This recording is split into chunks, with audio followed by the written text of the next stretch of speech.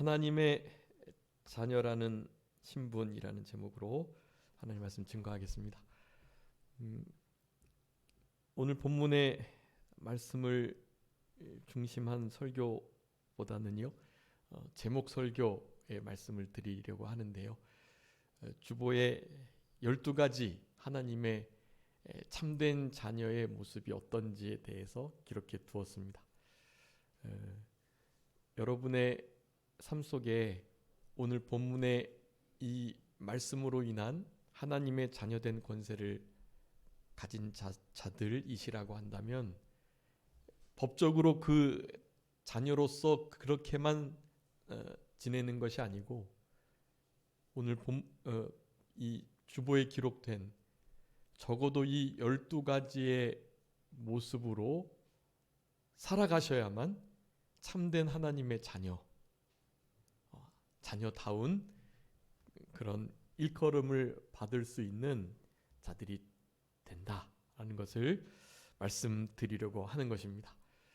우리의 삶의 모습을 오늘 이 말씀들과 비교해 보시고 내가 진짜 하나님의 자녀답게 이 땅을 살아갔나, 그것을 분명하게 확증하시는, 그리고 혹시 부족한 면이 있다면 진짜 내가 하나님의 자녀라는 이 복되고 귀하고 영원한 신분을 얻었으니 이제는 좀 그와 같은 진짜 칭의 받은 자다운 의로운 삶을, 거룩하다, 또 천국 백성이 법적으로 됐다라는 것을 인정하는 우리들이 실제로 천국 백성답게 거룩하고 깨끗하게 그렇게 이 땅을 살아가시는 우리들의 생활이 되셔야 되겠습니다.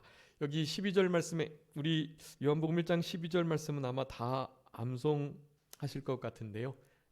12절 말씀과 13절 말씀까지도 함께 암송하시면 우리 신앙에 큰 유익이 있겠습니다. 우리 12절 13절 한번 다 같이 합독하시겠습니다. 영접하는 자 곧 그 이름을 믿는 자들에게는 하나님의 자녀가 되는 권세를 주셨으니 이는 혈통으로나 육정으로나 사람의 뜻으로 나지 아니하고 오직 하나님께로부터 난 자들이니라. 아멘.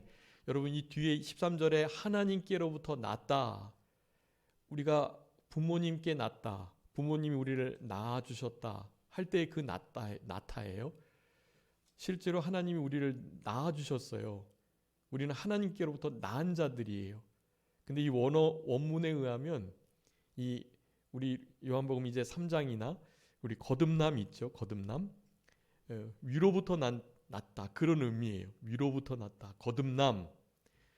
그것은 이 난 자와 같은 의미로, 그러니까 위로부터 하나님께로부터 내려왔다, 그런 의미예요. 우리의 사실은 구원받은 이 새 생명은요, 육신의 생명을 받은 그 육신의 생명과는 전혀 차원이 다른 일이에요. 육신의 생명을 받으실 때 아버지 어머니를 통해서 우리가 아버지로부터 반, 어머니로부터 반 받으셨는데, 우리의 영은요, 하나님께서 우리를 창조하신 거예요. 그래서 모든 이들이 다 육신의 생명을 받을 때 영이 함께 태어나요. 문제는 그 영이 하나님과 단절된 죽음의 상태에 있다라는 거예요. 사실 다 죽음으로 태어나요. 아기가 태어나도 그 태어난 아기는 사실 영이 죽어 있어요. 그래서 그 영이 이제 오늘 본문 말씀과 같이 영접하는 자, 우리 예수 그리스도의 이름을 믿는 그러한 자들에게는 하나님께로부터 낳는, 그러니까 하나님이 우리에게 다시 한번 죽은 영을 새롭게 살려내시는 그 역사를 통하여서 비로소 온전한, 우리 에덴 동산에 하나님께서 아담과 하와를 창조하실 바로 그때 육체를 흙으로 지으시고 그의 코에 호흡을 하나님께서 불어 넣어 주셨던 바로 그 상태를 회복하게 되는 것입니다. 사실 그 상태보다 중생한 영을 가진 이 상태가 사실 훨씬 더 좋은 상태라고 할 수 있겠어요. 왜냐하면 그때는 그 영이 하나님과 단절될 수 있는 가능성이 있었기 때문에 그래요. 근데 지금은 한번 하나님께로부터 이 난 자, 하나님께 속한 자는요, 나눠지지 않아요. 끊어지지 않아요. 그러니까 지금 우리의 이 몸이 더 좋은 거예요. 물론 부패성이 있기 때문에, 부패성은 몸의 구속을 기다리고 나중에 우리의 영이 하나님께로 갔다가 우리의 죽은 몸이 땅에서 썩어져서 수장되든 매장되든 화장되든 말이죠. 다 썩어서 없어질지라도 나중에 우리 주님께서 창조의 하나님이시기 때문에 우리의 몸을 이루고 있는 고유한 원소들을 주님께서 부르시는 거예요. 나사로야 나오라 하는 것처럼요. 그러면 우리의 몸이 어떻게 분해가 되었든지 우리 성도님들을 이루고 계시는 모든 요소 하나하나가 다시 한번 새롭게 붙어가지고 온전한 부활체가 되는 거예요. 그때만이 가장 온전한 육체와 온전한 영을 지닌 그야말로 완전체가 되는 것이고요. 그 전까지는 한계가 있어요.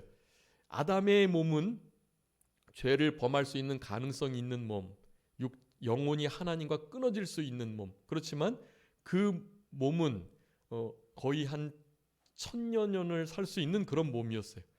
그런데 육체가 점점 쇠약해지고 그리고 영도 죽어있는 그런 상태가 되다가 우리 예수 그리스도의 이 십자가 구속을 이루시는 이 역사로, 물론 이제 구약 시대에는 예수님께서 오실 그리스도를 믿는 그 믿음으로 우리의 영이 다시 중생 거듭나게 됐던 거고요. 예수님 오신 이후에는 예수님께서 이루신 진리의 말씀, 성령의 역사로 우리의 죽은 영을 살리시고 그 죽은 영이 성령님과 하나 되어서 우리의 심령 속에 거하게 되는 그런 일이 있는, 구약의 아담 때의 그 몸도 부족함이 있고 지금 우리 이 땅을 살아가는 우리의 몸도 부족함이 있는 거예요. 그렇지만 우리는 온전한 부활체를 바라면서 이 땅을 살아가며 이 썩어질 육체를 생명의 삼킴바 되는 삶을 살아가도록, 또 우리의 중생한 영을 실제로 사용해서 그 영의 인도를 따라서, 그 영이 성령의 인도를 따라서 살아갈 때 그것이 생명의 길이 되는 것이고요. 그런데 우리의 중생한 영이 아무리 있어도 우리가 우리의 욕심을 따라서 세상의 시대사조와 세상의 흐름을 따라서 살아가면 당연히 전혀 구원을 이루지 못하는 그런 삶을 살아가게 되는 것입니다. 그런 이들은 하나님의 자녀라는 법적인 신분은 가졌지만 전혀 하나님의 자녀답지 못한, 그리고 상급이 없는 그런 생활을 할 수밖에 없게 되는 것입니다. 그래서 여기 하나님께로 난 자들이라는 이 의미를 분명하게 아시고요. 이 땅에서 우리는 날마다 영접하는 삶을 살아야 합니다. 한번 영접하면 다시 또 영접하는 거 아닌데요. 실제적인, 그러니까 인격적인요. 우리 요한계시록 3장 20절에 그것도 말씀 아마 외우고 계실 건데, 우리 주님께서 문 밖에 서서 두드리고 계신다. 그러니 누구든지 그 음성을 듣고 그 문을 열면 내가 그에게로 들어가 그로 더불어 먹고 그는 나로 더불어 먹으리라 우리 예수님께서 말씀하셨던 것처럼, 사실은 계속해서 우리의 실질적인 삶 속에서 예수님께서 우리의 생각과 말과 행동을 우리 주님의 뜻대로 하게 하시기 위해서요, 계속해서 우리를 두드리시는 거예요. 나와 함께 이 모든 일들을, 당연하고 너무나 일상적인 일들을 나와 함께 하자, 그렇게 말씀하시는 거예요. 우리는 그런 음성을 듣고 날마다 우리 주님을 영접하는, 영접이 무슨 뜻인지 아시죠? 대통령을 모시듯 그런 의미예요. 최고로 가장 높은 어떤 존재를 맞이하는 그런 의미거든요. 우리는 우리 주님을 날마다 그렇게 대하셔야 돼요. 그게 영접하는 삶이에요. 영접하는 이들이 실제로 하나님의 자녀된 권세를 누리며 살아갈 수 있다. 여러분, 오늘 본문의 말씀이요, 법적으로는 우리들에게 믿음으로 그냥 주어지는 것이긴 하지만 하나님께 난 자, 하나님께 속한 자답게 위로부터 온 생명을 사용해서 그 생명을 가지고 이 땅의 것은 생각지 않고 바라보지 않고 거스리면서 살아가는 자들만이 진짜 하나님의 자녀로서 하나님이 주시는 그 권세를 누리며 살아갈 수 있는 것입니다. 오늘 주보에 기록한 여러분 12가지 있잖아요. 이제 이것은 제가 찾은 성경에 나타난 하나님의 자녀들이라면 어떻게 살아가야 되나를 기록해 둔 거예요. 제가 이때까지 목회하면서 찾아낸 것들이에요. 우리 성도님들께서 찾으신 것들이 있으실 거예요. 여러분 그런 것들을 12가지에다가 계속해서 덧붙이셔가지고 진짜 하나님의 자녀다운 삶을 살아가셔야 됩니다. 적어도 이 12가지는 이제 우리 성도님들께서 오늘 시간 이후로 아셨으니 적어도 이런 모습으로 살아가시도록 힘쓰셔야 돼요. 그래서 이런 삶을 살아가는 자들만이요 하나님의 자녀된 그 권세를 누릴 수 있어요. 그 특권을 누리면서 살아갈 수 있는 거예요. 예. 그냥 법적으로만 하나님의 자녀가 되면 여러분 결코 하나님의 자녀로서의 특권을 누리지 못합니다. 물론 하나님의 자녀가 법적으로 된다면 그냥 당연히 따라오는 것들이 있긴 있어요. 예. 그런데 그런 것은 이렇게 진짜 자녀된 삶을 살아가는 이들이 정말 본격적으로 누릴 수 있는 것들이고요. 이를테면 법적으로 우리가 하나님의 자녀가 됐으니 원래 우리는 누구의 자녀였죠? 마귀의 자녀였어요. 요한복음 8장에 보면 44절에 너의 아비 마귀라고 표현해요. 우리는 사실은 마귀를 아비로 모시고 살아가는 자들이었었단 말이에요.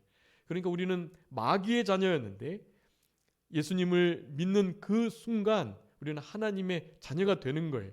그래서 마귀로부터, 죄로부터, 지옥으로부터, 그리고 이 세상으로부터, 그리고 우리 육신의 부패성으로부터 우리는 건진받은 자들이에요. 여러분 거기에 우리는 얽매이시면 안 돼요. 마귀와 죄와 세상과 자기 자신과 육신의 부패성 그리고 이 세상의 시대 사주와 풍조들 여러분 이런 곳으로부터 우리를 마치 애굽에서 건져내신 것처럼 우리는 더 이상 그런 것들에 종살이를 하면 안 되거든요. 그러기에 죄와 마귀와 사망과 지옥 이 세상 자기 자신의 부패성 여러분 이런 것들로부터 우리는 법적으로만이 아닌 아주 실제적으로 그런 것들과 구분된 삶을 살아가는 우리들이 되어야 하는 것이 여러분 그런 삶을 성경에서는 성별이라고 불러요. 성별. 그러니까 오늘 성별과 함께 거룩한 구별 성별인데요. 이 성별과 함께 성별됨과 함께 깨끗함. 그래서 이 거룩함과 깨끗함을 성결이라고 말하는 것입니다. 오늘 이제 첫 번째에 우리 하나님의 자녀된 자들의 모습을 우리 이 신명기 14장에 있는 말씀을 가지고 기록해 두었는데요. 바로 구별된 삶을 사는 자라는 것이에요. 바로 이것이 성결한 삶, 성별되고 깨끗한 삶, 거룩하고 구별된 깨끗한 삶을 성결한 삶을 말하는 것입니다. 여러분 당연히 이 구별, 이 성별은요. 이 세상, 죄로부터 구별되어야 하는 것을 말하는 거예요. 우리는 적어도 그런 사람들이 살아가는 삶의 패턴, 그 방식대로 살아가면 안 되는 거예요. 그게 로마서 12장에 있는 그 말씀이에요. 이 세대를 본받지 말라. 그 말씀이에요. 그 말씀이. 이 세상을 따르는 이 세상에서 아주 일반적으로 통용되고 그리고 성공적이라고 말하는 그 어떤 것들. 여러분 우리는 그런 것을 따라 살아가면 안 되는 거예요. 하나님의 자녀들이라고 한다면 그런 것을 떠나서 어떻게 해요? 하나님의 선하시고 온전하시고 거룩하신 기뻐하시는 뜻을 따라서 살아가야만 하는 것입니다. 여러분 그게 되게 어려워요. 예수님께서 우리를 위해서 십자가에 못 박혀 죽어주셨다. 3일 만에 살아나셨다. 이것을 진짜 확실히 믿기만 하면 그것이 확신이 되면 다 하나님께로부터 난 자요. 하나님께 속한 자요. 하나님의 자녀가 맞아요.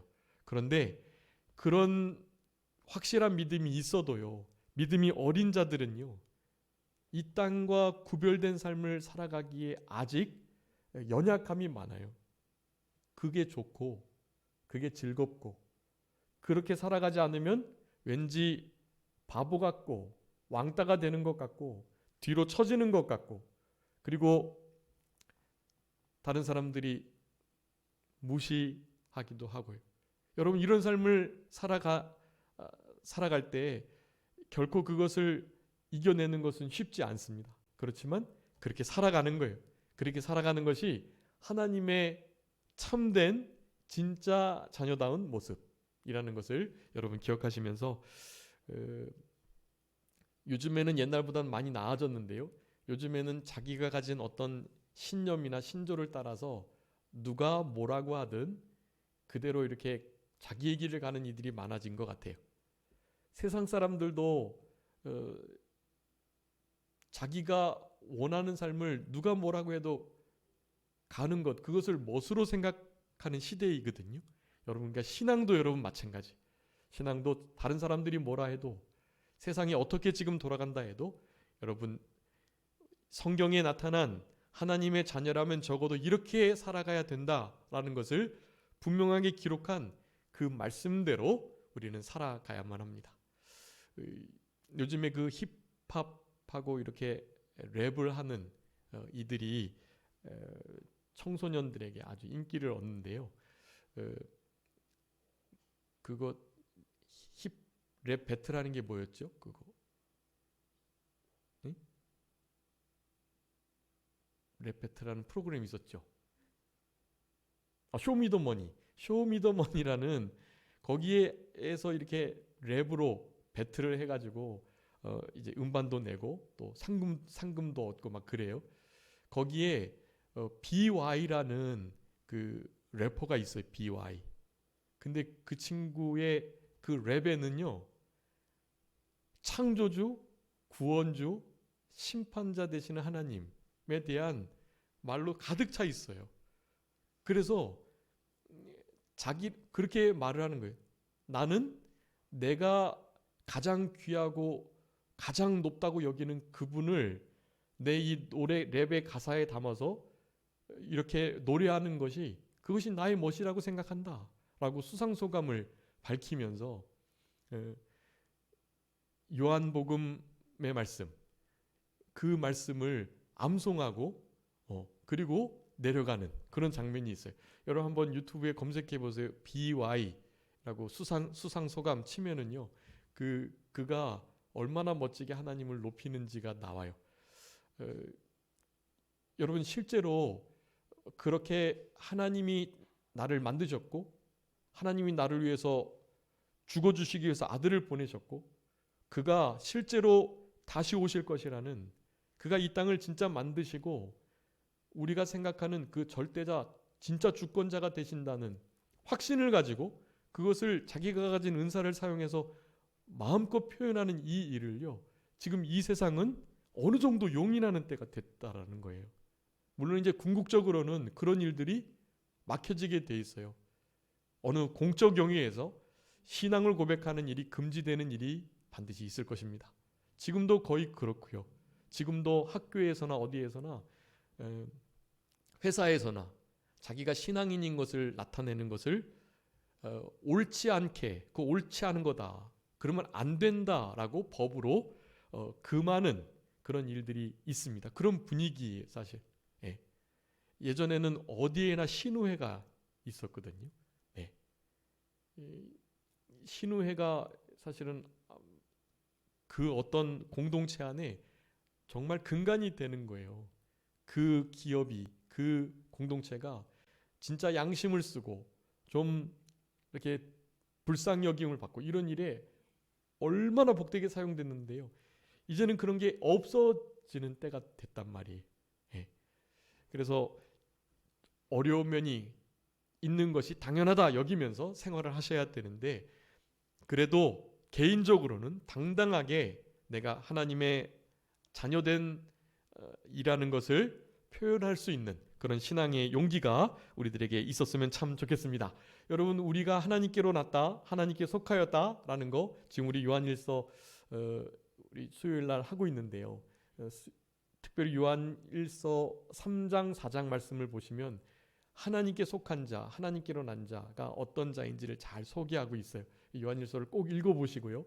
그리고 오늘은 본문의 말씀 중심이 아닌 오늘 주보에 기록한 12가지의 성경에 나타난 하나님의 자녀된 참된 이들의 모습을 잠깐 살펴보면서 말씀을 나누도록 하겠습니다.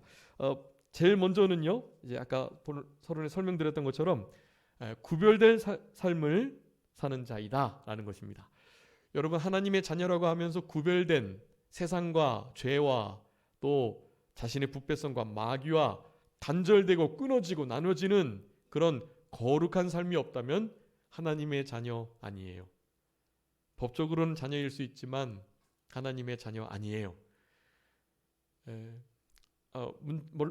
먼저 하나님의 자녀, 우리 예수님도 하나님의 아들이시죠. 우리도 하나님의 아들, 딸이에요.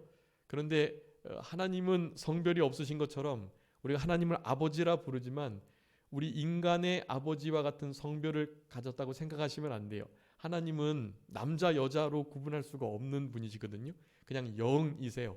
그래서 실제로 하늘나라에 올라갔을 때 더 이상 남자와 여자, 아내와 남편, 부부 이런 개념이 없습니다. 그냥 예수님이 맏아들, 우리는 다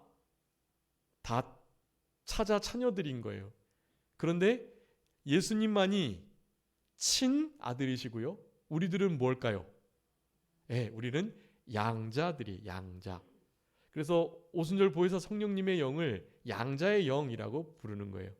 우리는 그 영을 받음으로 우리의 죽은 영이 살아서 그 양자의 영과 결합되어 있는 양자의 영을 받은 우리들이에요. 그러니까 하늘에 올라가서도 우리는 친 하나님의 아들은 예수님 뿐이시고 우리는 다 양자들이라는 것을 먼저 기억해야 됩니다. 우리가 막 실제로 예수님과 동급 그렇게 같아지는 게 아니에요. 성경에서는 예수님과 같이 되리라라는 말씀이 있긴 한데 그것은 예수님과 같은 온전한 부활체가 된다라는 의미이고요. 우리가 예수님과 같은 급이 되는 게 아닌 것을 먼저 아셔야 돼요. 그분은 진짜 거룩한 분이에요. 우리도 거룩한 성도, 거룩한 하나님의 자녀들이긴 하지만 그분은 창조주이시고 우리는 한낱 피조물에 불과한 거예요. 그렇기 때문에 우리 예수님도 사실은 피조물이 아니시고 예수님은 하나님의 아들이시고 하나님이시기 때문에 여전히 창조자가 되시는 거고요. 그런 분명한 차이가 있다는 것을 먼저 기억하시면서 이 땅에서 하나님의 자녀로서 살아갈 때 거룩함, 성별됨, 성결함이 없다면 여러분 하나님의 자녀가 아닙니다. 그러니까 하나님의 진짜 자녀, 하나님을 아버지라 부르고 있는 우리들이라면 이 성별된 삶이, 구별된 삶이 가장 중요하다고 하겠습니다. 여러분 이 밑에 나타난 이 모든 것들은요, 이 구별된 성결의 삶의 열매들이라고 할 수도 있어요. 성결된 삶을 살아가면 아래처럼 살아가는 거예요. 그렇기 때문에 여러분 우리가 우리 하나님을 성부, 성자, 성령이라고 하는데요. 그 성자가 무슨 성자죠? 거룩할 성자예요. 거룩한 하나님, 거룩한 아들, 거룩한 영이시라는 뜻이거든요. 그 거룩함, 거룩의 원어는 카도시인데 카도시가 그냥 잘라 쪼개다 그런 의미예요. 그러니까 하나님은 우리와 창조주와 피조물로서 너무나 명확하게 구분되어 있다는 의미이고요. 우리는 그분의 거룩함과 온전함에 힘써 다가가려고 노력하는 것일 뿐이라는 거예요. 그렇지만 우리도 그분과 같이 온전해지도록, 그분과 같이 거룩해지도록 이 땅을 살아갈 수 있는 것입니다. 그것을 요구하고 계시고 그렇게 살아가려고 할 때 여러분 우리가 성도라고 일컬어지는 것입니다. 제가 카톡에 이렇게 카톡 그 푸사라고 하는데요. 그 카톡 이름에 제가 이제 성도라고 돼 있어요. 성도. 그래서 송기진 성도라고 돼 있는데요. 어느 목사님도 그렇고 어느 사모님도 그러시고 아니 왜 목사가 성도라고 하느냐고 뭐 목사 그만뒀냐고 면직됐냐고 막 그러세요. 치리 받았냐고 막 예. 그런 것 아니고요. 예. 사실은 우리 아들들에게도 유언했는데요. 나중에 제가 이렇게 주님께서 부르시면 그 저의 그 이렇게 위패에다가 그 위패에 이름 쓰잖아요. 이렇게 뭐 목사 송기진 뭐 이렇게 집사 송기진 뭐 이렇게 쓰잖아요. 거기에 목사 쓰지 말고 성도 송기진이라고 써달라라고 유언했거든요. 네. 왜냐하면 목사나 집사나 권사나 장로나 뭐 이런 직분들은요, 사실은 그냥 흔히 말하는 직책적 호칭이고요. 실제 우리의 분명한 신분, 우리의 본질적 그 정체성, 아이덴티티를 나타내는 건 성도입니다. 성도. 그래서 거룩하게 살아가지 못하지만, 깨끗하게 살아가지 못하지만 그렇게 살아가려고 힘을 쓴다라는 의미에서 성도, 거룩한 무리, 그런 의미를 좀 강조하고자 그렇게 쓰고 있는 거예요. 그런데 진짜 성도라는 이름이 제일 좋아요. 예. 나중에 이제 이렇게 은퇴를 하고 나면 그저 송기진 성도라고 불렸으면 정말 좋겠어요. 예. 목사라는 타이틀이 상당히 부담이 되고 또 목사들이 정말 형편없는 삶을 살았기 때문에 지탄받고 욕먹어서 실제로 어디 가서 내가 목사라고 말하기가 부끄러워요. 솔직히. 목사라는 이들이 너무나 잘못을 많이 했기 때문에 저도 목사라는 직분에 걸맞게 살아가지 못하고요. 그래서 빨리 성도라는 타이틀로 살아갔으면 참 좋겠습니다. 여러분, 성도의 삶은요, 다른 게 아니라 구별된 삶이에요. 거룩한, 성별되고 성결한, 아주 구분되고 쪼개져 있는, 나누어져 있는 그런 삶이라는 것을 여러분 기억하시면서 특별히 신명기 14장의 그 1절 2절에 보면은요, 거기 하나님 여호와의 자녀다라는 표현을 써요. 여러분, 여호와의 자녀라는 표현은 유일하게 본문 딱 하나 나오는 거예요. 신명기 14장에서요. 하나님 여호와의 자녀. 네. 하나님의 자녀라는 표현은 종종 나오는데 그 이름에 여호와를 앞에 붙이지 않고 뒤에 붙여서 하나님 여호와의 자녀라는 표현은 딱 하나 나오는 거예요. 여호와의 자녀. 여러분, 여호와의 자녀, 하나님의 자녀 얼마나 멋진 단어인지 몰라요. 여러분, 이런 단어를 쓰면서 우리들에게 강조하고 말씀해주고 계시는 것입니다. 특별히 그 14장에서는요.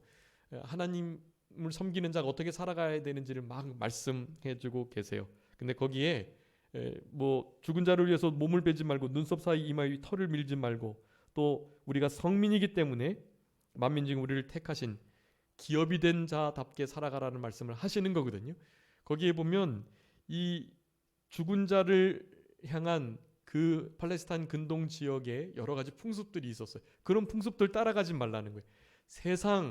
세상의 패턴대로 죽은 자들은 다 이렇게 해라고 하지만 그렇게 따라가면 안 된다는 거예요. 세상의 여러 풍습, 그 풍습 가운데 장래 풍습, 이런 것들을 정말 주의하고 조심스럽게 해야 합니다. 화환을 드리는 거랄지 또 우리가 이렇게 장례식장에 가서 이렇게 애도를 표할 때 우리가 그 사자 앞에서 이렇게 꽃을 반대로 헌화하기도 하는데요. 그런 것은 좀 성경적이지 않고요. 그냥 이렇게 그 위패 앞에서 간절히 기도드리는 거예요. 죽은 자를 위해서 기도하는 게 아니에요. 그 죽은 자가 믿은 자였으면 천국 가서 지금 편안하게 쉬고 있는 거고요. 믿지 않는 자였으면 안타깝지만 지옥에서 고통당하는 거예요. 우리가 기도한다고 그 영혼을 위해서 천주교처럼요. 연옥에 있다가 우리가 기도 많이 하고 헌금 많이 하면 땡그랑 소리가 나면서 연옥에 있는 영혼이 하늘나라 가고 그러는 게 아니거든요. 그래서 너무 아쉽지만 그래서 믿지 않고 죽은 자들은 정말 슬픈 거예요. 사실 지옥 고통을 경험하고 있으니까요. 그러니 남은 유족들을 위해서 기도해 주셔야 돼요. 기도하시는 거예요. 남은 유족들이 만약에 믿음을 지킨 자가 천국 갔다면 이 믿음을 잘 지킨 이런 이들과 같이 남은 자들이 유족들이 그렇게 살아가게 도와주세요. 하나님께 간절히 기도드리시는 거고요. 만약에 불신자였다면 하나님 남은 가족들은, 이 유족들은 결코 주님을 영접해서 지옥 고통 당하지 않도록 해주세요. 그렇게 기도하시는 거예요. 그렇게 간절하게 기도를 하시는 거예요. 눈물로. 장례식장에 가시면 그렇게 하시고, 여러 장래의 세상적 풍습들, 특별히 사자를 섬기고 그들을 위해서 막 애도하고 이런 일들은 성경에 맞지 않습니다. 여러분, 추도 예배도 그래요. 추도 예배는 변형된 우상 숭배와 같아요. 결국 추도 예배를 드리는 게 아니에요.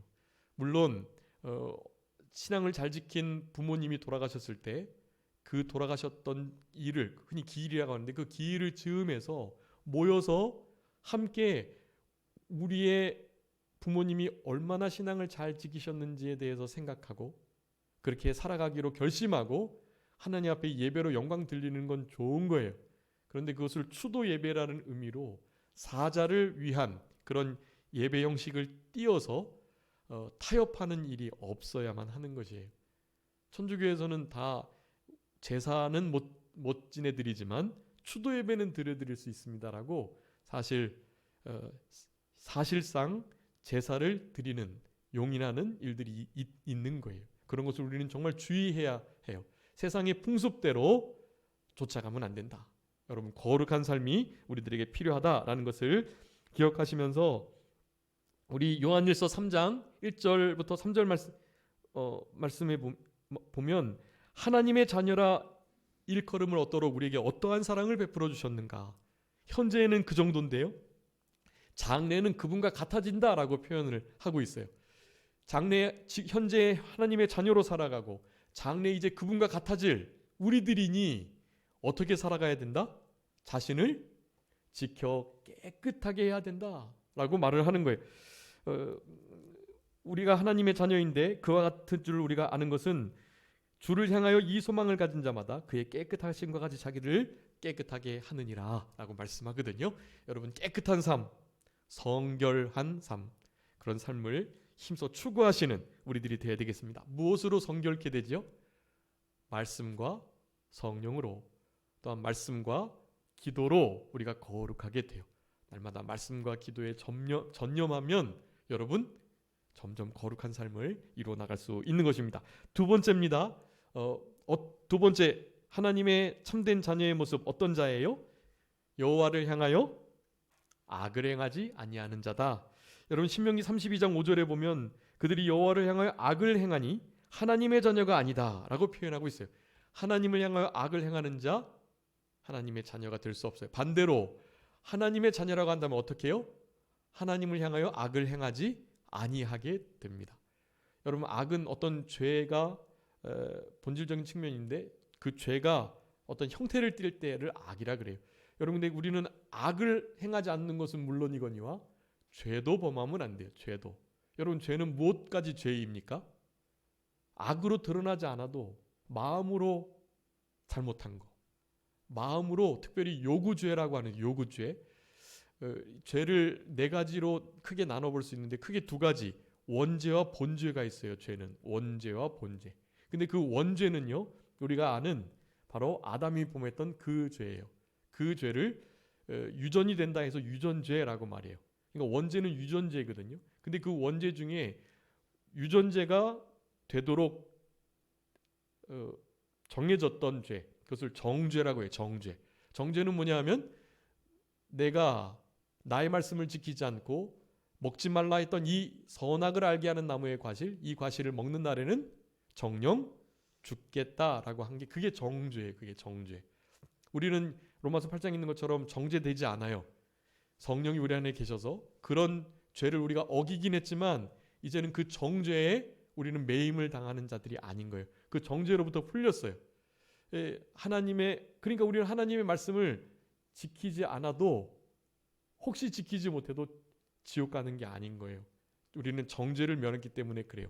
자, 그 원죄는 정죄와 유전죄라고 하는 거예요. 근데 이것은 아무리 착하게 산 사람도 이것을 타고났기 때문에 이 죄, 원죄만으로도 우리는 죽는 거예요. 그런데 이 원죄 말고 본죄가 있다 그랬죠. 본죄. 이 본죄는 하나님의 말씀을 명확하게 어긴 자범죄라는 게 있어요. 자범죄. 그것은 자범죄는 악으로 드러납니다. 악으로. 그런데요, 자범죄 말고 이 본죄에는 죄가 하나 더 있어요. 그게 뭐냐면 요구죄라는 거예요. 요구죄. 요구죄는 하나님 말씀을 어긴 건 아닌데 어떻게 해요? 100% 마음을 기쁨으로 자원해서 순종해야 되는데 그렇지 못한 거 80% 정도 순종하고 한 처음에는 잘한다 그랬는데 나중에 잘 못하고 또 순종하긴 하되 기쁨으로 자원함으로 못하고 억지로 하고 그런 거 있잖아요. 여러분 그런 것들이 다 요구죄, 요구죄. 우리 죄가는 그렇게 차원이 높은 거예요. 그렇기 때문에 이 원죄를 떠나서 또 자범죄, 이 본죄 중에 자범죄가 아니더라도 이 요구죄, 여러분 이 요구죄만이라도 우리는 실제로 지옥 갈 수 있는 그런 상태인 거예요, 사실. 그럼에도 적어도 하나님의 자녀라고 한다면 이 악을 하나님께 행해서는 안 된다는 거예요. 우리는 악이 아니라 그 요구죄, 하나님 앞에 100% 순종해드리지 못했던 거, 자원함으로, 기쁨으로, 믿음으로, 감사함으로 순종해드리지 못했던 거, 여러분 그런 것들까지도 우리는 하나님 앞에 잘못됨, 죄로 여기면서 그렇게 살아가는 우리들이 되어야 하는 것이에요. 여호와를 향하여 악을 행하지 아니하는 자, 참된 하나님의 자녀라고 할 수가 있겠습니다. 여호와를 향하여 우리가 사실은 막 그렇게 함부로 할 수 없죠. 여러분 여호와께 향한 것은 사실 누구에게 향한 걸까요? 사람에게 향한 그것이 여호와께 향하는 거예요. 이스라엘 백성들이 누구를 늘 노중에서 원망했죠? 아론과 모세를 계속 원망했다고요. 근데 하나님이 그러셨어요. 모세와 아론 너희들을 원망하는 게 아니라 나를 원망한 거다. 모세가 또 그렇게 분명히 말했어요. 너희들 지금 나와 아론을 향해서 이렇게 원망하는데 너희들이 향하는 우리를 향한 그 원망은 사실 우리를 향한 것이 아니요 여호와 하나님을 향한 것이다. 여러분 사람에게 한 것이 곧 하나님께 한 것이에요. 사람에게 잘 못한 것이 하나님께 잘 못한 것이고요. 사람에게 정말 소자에게 잘한 것이 하나님께 한 것이에요. 그러니 우리 예수님께서 마태복음 25장에 양과 염소의 비유를 드시면서 그 얘기를 하신 거예요. 너희들 나에게 이거 안 했는데 나에게 안 한 것이 사실 나에게 안 한 것이 아니라 저 작은 자에게 안 한 것이 나에게 안 한 것이야 라고 분명히 말씀하셨어요. 그러니까 지극히 작은 자에게 한 것이 곧 나에게 한 것이라는 이 분명한 말씀을 생각하시며 여호와를 향하여 악을 행하지 아니하는 것, 사람에게 대하여 악을 행치 아니하는 것이다 라는 것을 기억하시면서 그렇게 하나님의 참된 자녀다운 삶을 살아가셔야 되겠습니다. 신명기 32장 1절부터 6절까지 꼭 잘 읽어보시고요. 세 번째입니다. 어떤 자가 하나님의 자녀입니까? 화평케 하는 자가 하나님의 자녀입니다. 마태복음 5장 9절이에요. 화평케 하는 자는 복이 있나니 그들이 하나님의 아들이라 일컬음을 받는 것입니다. 예. 주만 이걸 띄워주세요. 예. 하나님의 아들이라 일컬음을 받는 것, 화평케 하는 자라는 거예요. 네. 아들이 그냥 아들 되는 것이 딸이 되는 게 아니고요. 실제로 어떤 사이에서 화평, 화목, 그러니까 반목함을 해결하고 화목해하고 평강을 가져오는 일들을 하는 자들이 실제로 하나님의 자녀다라는 거예요. 여러분 우리가 하나님의 자녀된 그 의미를 어떻게 나타내겠어요? 다른 게 아니에요. 이런 것들을 나타내는 거예요. 저 사람만 오면 뭔가 일이 되고 하나가 되고 좀 화목, 화평, 평강이 있다라고 하는 거예요. 여러분 그런 일을 함에 있어서는 사실 실력이 있어야 되고요. 그 일을 함에 최소한 자기 자신이 희생하는 어떤 면이 보여져야 그래야 어떠한 몸에서 그렇게 화평케 되는 일이 있는 것입니다. 이 불화한 자들을 화목하게 하는 게 정말 어려운 일이거든요. 그건 진짜 어려운 일이에요. 그런데 그런 일들을 잘 감당하는 자, 사실 하나님을 기쁘시게 하는 자가 다른 원수까지도 하나님께서 화목해 해주시는 역사가 있다 그랬는데 하나님을 기쁘시게 하기 위해서 경외하는 마음으로 사랑하고 또한 두려워하는 마음을 가지고 하나님을 기쁘시게 섬기며 살아가려고 하면 그러면 사실은 원수까지도 화목케 하는 역사가 있게 되는 것입니다. 그럴 때 비로소 우리가 과연 저들은 하나님의 자녀답다. 화평케 하는 자. 화평케 하는 자를 영어로 하면 피스메이커라고 하는데 피스메이커. 여러분 우리는 어디를 가든 피스메이커가 되셔야 돼요.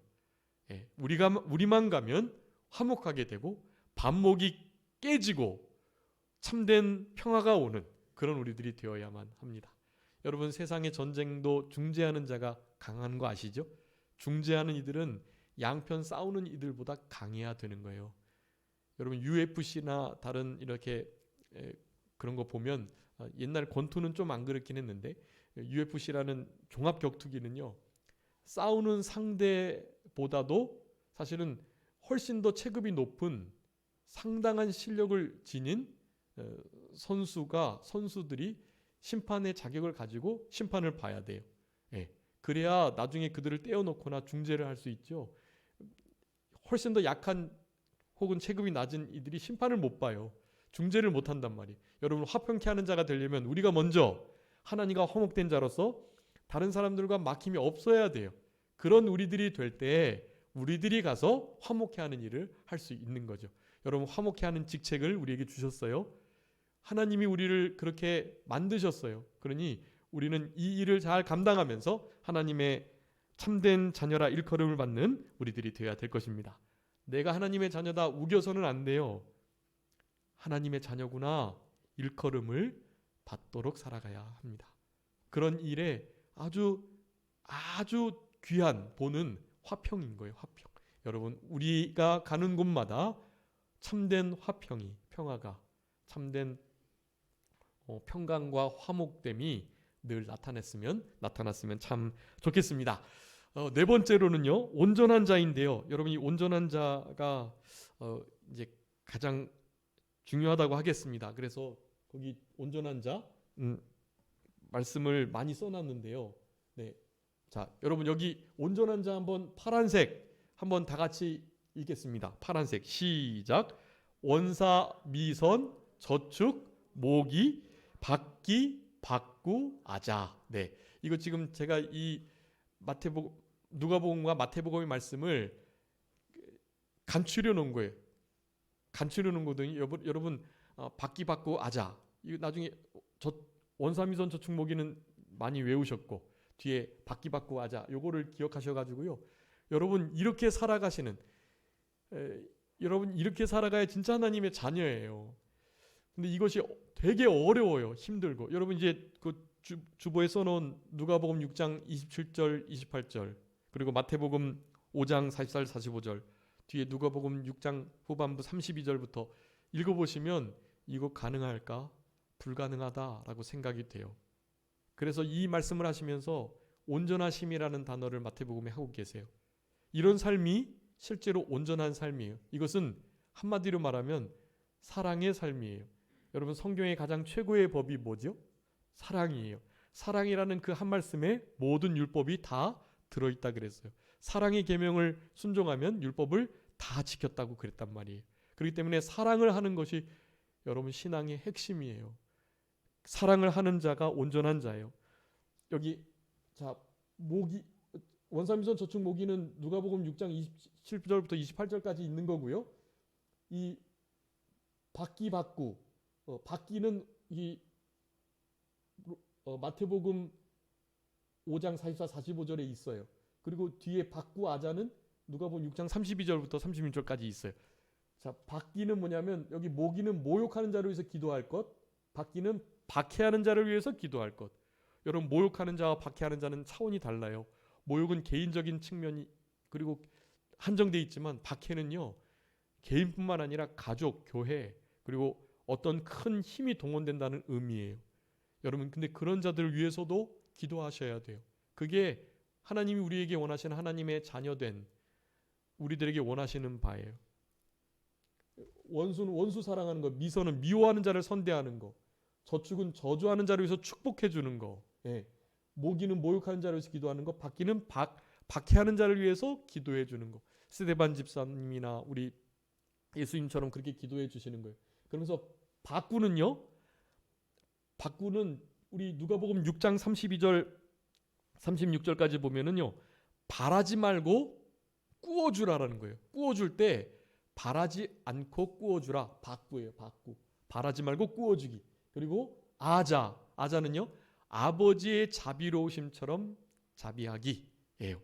여러분 이거 이 8가지 하나 둘 셋 넷 다섯 여섯 일곱 가지가 되면은요. 다 되는 거예요. 신의 성품 8가지와 같은 거예요. 사실 여러분 이런 삶이 우리들에게 요구되고 이것이 어떻게 가능한가? 여러분 우리 주님께서 우리를 위해서 이런 일들을 당하셨다는 거, 주님이 우리를 위해서 목숨을 버리셨으니 우리도 원수를 위해서 죽는 것이 마땅하다라는 요한일서 3장 16절의 말씀, 요한일서 4장 11절의 말씀, 이런 말씀들을 가지시고 이런 삶을 실천해 내셔야 됩니다. 성령으로 말미암아 그리스도의 사랑 우리 심령 속에 부어질 때 가능해요. 우리는 못해요. 저렇게 로마서 5장 5절에 있는 말씀을 가지시고 그렇게 살아가셔야 돼요. 여러분 그러면 바퀴바꾸 아자까지도 돼요. 원삼미선 저축 모기도 되고 바꾸바퀴 아자도 되는 거예요. 실제로 우리의 힘이 아니라 우리 안에 계신 능력 주시는 그분, 성령의 사랑의 성령의 역사로 여러분 저거 넉넉히 가능합니다. 여러분 저런 자들을 세상에서는 하나님의 자녀라 부르는 거예요. 하나님께서는 나와 같이 온전하라 라고 말씀하시는 그 온전함에 칭찬을 해주시는 거예요. 여러분 이런 삶을 살아가셔야 합니다. 그냥 예수님 믿고 하나님 자녀다 하면서 천국 당연히 가실 것이라고 생각하지 마시고 이 땅에서 하나님의 자녀다운 실제적인 삶을 살아가시면서 그렇게 사랑의 계명을 순종해 내시면서 남은 때를 살아가시는 우리들이 되어야 되겠습니다. 마지막 이제 12번째까지요. 5번째는 부활의 자녀, 우리는 부활의 생명으로 살아가야 되고요. 그러니 죽음을 이기고 두려워하지 않을 수 있어요. 우리 앞에 목에 칼이 들어와도 여러분 부활의 자녀로서 부활의 생명을 가지고서야만이 이겨낼 수 있어요. 앞으로 큰 환난이 올 것입니다. 부활의 자녀답게 살아가셔야 돼요. 또 6번째는 하나 되기를 힘쓰는 자다라는 것이에요. 여러분 하나님께서 우리를 위해서 예수님을 보내주실 때 예수님을 죽게 하신 이유는 흩어져 있는 우리들을 하나 되게 하시기 위해서 우리들을 하나님의 자녀들을 모았다 그렇게 표현해요. 즉 하나님의 자녀는 하나 되는 자예요. 하나됨을 힘써 지켜야 합니다. 에베소서 4장 3절 평안에 매는 줄로 성령이 하나 되게 하시는 것을 힘써 지키라라고 말씀해요. 그리고 한 마음을 우리에게 주셨다고 이미 예레미야 32장이나 에스겔 11장에 말씀하셨어요. 그러니까 그 하나된 마음을 잘 지켜나가는 성령의 역사로 평안에 매는 줄로 힘쓰는 우리들이 되어야 되겠고 그 하나됨은 빌립보서 2장 5절에 있는 것처럼 우리 예수 그리스도의 마음을 품을 때 비로소 한 마음 하나가 될 수 있다는 것 기억해 주시고 7번째로는 하나님의 영으로 인도함을 받는 사람이에요. 하나님의 자녀는 영으로 인도함 받는 사람 곧 하나님의 아들이다. 로마서 8장 14절의 말씀처럼 성령의 인도를 따라서 성령의 사람으로 이 땅을 살아가야 됩니다. 당연히 약속의 자녀이고요. 약속의 사람들로 약속을 가진 자는 곧 후사인데요. 상속자인데요. 그 영원한 상급을 받기 위해서 어떻게 해요? 고난도 함께 받아야 되는 것을 말합니다. 약속의 자녀, 약속을 믿고 성취를 바라는 자들은요. 그 약속을 이루어지기 전까지 인내하고 잘 참고 견뎌야 하는 거예요. 그것을 로마서 8장 17절에 말합니다. 상속자 하나님과 함께 영광을 받기 위해서 고난도 함께 받아야 된다라고 말해요. 9번째는 믿음으로 그리스도 예수님 안에 있는 자. 이 안에 있는 자에 대해서 주보에 잘 설명해 두었으니까요. 안에 있는 자가 어떤 자인지, 믿음은 어떤 믿음인지를 여러분 기억하시고 그 믿음으로 주님 안에 거하는 삶을 살아야 돼. 주님 안에 있을 때 하나님의 자녀예요. 10번째로는 의를 행하는 자, 11번째 이기는 자. 여러분 이기는 자가 중요한데요. 이기는 자가 하나님의 아들이라고 일컬음을 받는다 그랬어요. 계시록에. 여러분 그러니까 이기지 않으면 안 돼요. 모든 것을 다 이기셔야 돼요. 승리하셔야 돼요. 여러분의 삶 속에 승리가 계속돼야 돼요. 어떻게 이길까요? 계시록 17장 14절에 진실한 자는 이긴다고 그랬어요. 여러분 진실이 중요합니다. 그리고 고린도후서 2장 14절에 그리스도 안에서 이기게 해주신다. 아까 그리스도 안에 있으면 이기기까지 해요. 그러니까 그리스도 안에 있기를 힘써야 됩니다. 마지막으로 이 모든 것들을 순종하는 자가 되어야 합니다. 베드로전서 1장 14절에 순종하는 자식처럼 표현해요. 여러분 우리는 순종하는 자식이에요. 불순종하는 자식이 아닌 참으로 순종하는 믿음의 자녀들이 다 되셔가지고 이제 오예배 때 이 탕자의 비유를 할 건데 진짜 순종하는 자가 중요한 자라는 것을 여러분 기억하시고 이제 그만하라고 마이크가 꺼졌군요. 네. 네.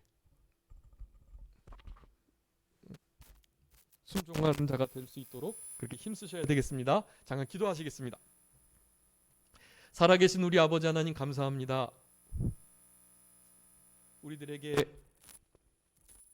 하나님의 자녀된 권세를 허락하여 주시고 믿음으로 말미암아 이 모든 일들을 값없이 은혜로 허락하여 주셨는데 우리가 법적으로만 하나님의 자녀로서의 삶을 살아가는 것이 아니고 온전히 실생활 속에서도 하나님의 자녀답다 일컬음을 받을 수 있는 우리들 되게 하여 주시옵소서.